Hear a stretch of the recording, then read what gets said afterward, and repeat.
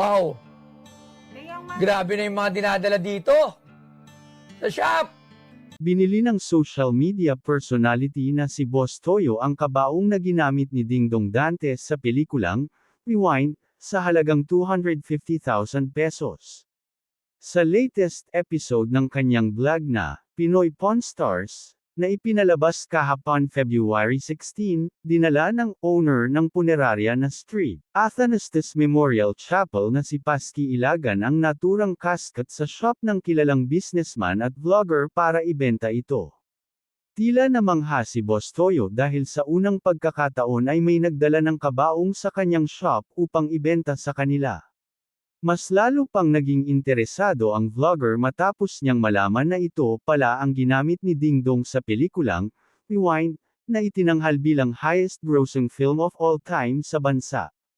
Agad ngang tinanong ni Boss Toyo ang may-ari kung magkano nito balak ibenta ang kabaong at pinresyuhan siya ng 1 million pesos.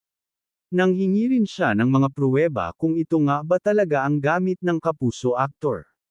Nagpakita naman ng video ang kampo ni Pasky dahilan para magkatawaran na sila kung magkano nga ba niya ito bibilhin. Loves, kapag nawala ako, pero hindi pa ngayon, dito mo ko ilalagay, sa kabaong, say ni Boss Toyo. Dagdag pa niya, pero mga ano pa yun, mga 2090 pa, 2024 pa lang ngayon, mayroon pa akong madami pa, 60 years pa. Unang counter-offer ni Boss Toyo ay bibilhin niya ang naturang kabaong ng 200,000 pesos.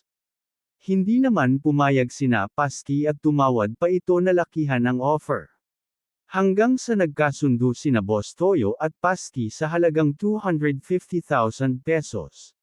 Nagbigay panawagan naman ang personalidad sa kapuso aktor kung maaari ba itong makadalaw sa kanilang munting shop. Sir Dingdong, alam ko nanunood ka lagi ng Pinoy Pawn Star, nandito sa harapan ko yung hinigan mo sa Rewind, so I hope kapag nagkasundo kami ni Sir Pasky pasyalan mo naman ako dito sa aking munting shop para mapirmahan, say ni Boss Toyo.